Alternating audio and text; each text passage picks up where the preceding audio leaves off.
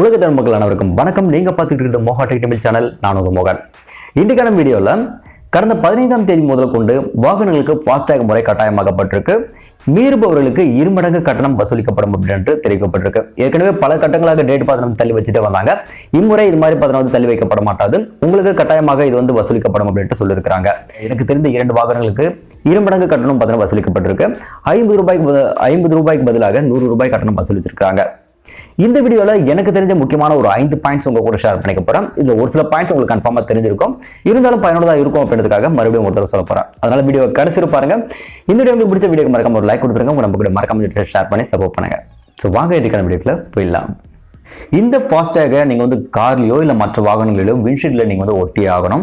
நீங்கள் எப்போ டோல்கேட்டை ரீச் பண்ணுறீங்களோ ஒரு 20-25 மீட்டருக்கு முன்பாகவே ரேடியோ ஃப்ரீக்வன்சி ஐடென்டிஃபிகேஷன், அதாவது மேக்னெட்டிக் ஃபீல்டு மூலமாக உங்களுடைய ஃபாஸ்டாக ரீட் பண்ணி காசை ஆட்டோமேட்டிக்காக இது வந்து டேட்டா வந்து பண்ணிடும்.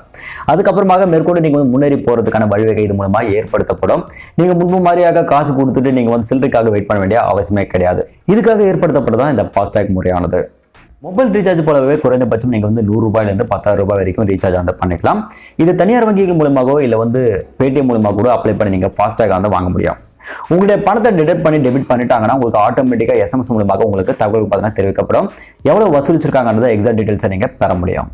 அடுத்ததாக 3வது முக்கியமான தகவல், உங்களுடைய ஃபாஸ்டாக்ல பணம் இருந்தும் நீங்கள் போகக்கூடிய டோல்கேட்ல அந்த RFID ரீடர் ஒர்க் பண்ணலாம் அப்படின்னும் போது உங்களால் தனிப்பட்ட முறையில் பணம் வைக்கும்போது நீங்கள் வந்து பணம் கொடுக்க வேண்டிய அவசியம் கிடையாது.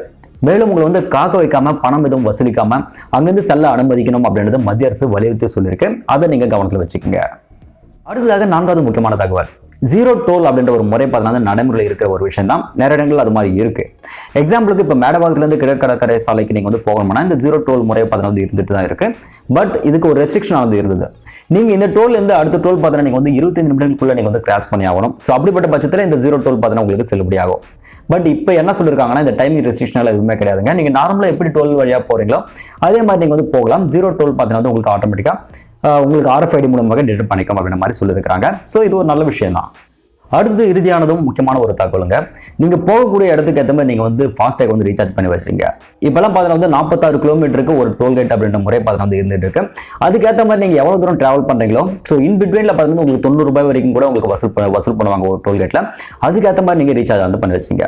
எக்ஸாம்பிளுக்கு இப்போ நான் சென்னையில இருந்து நான் பெங்களூருக்கு போறேன் அப்படின்னும் போது குறைந்தபட்சம் எனக்கு 500 ரூபாய் இருந்தால் தான் நான் டோல்கேட் வந்து கிராஸ் பண்ணி போக முடியும்.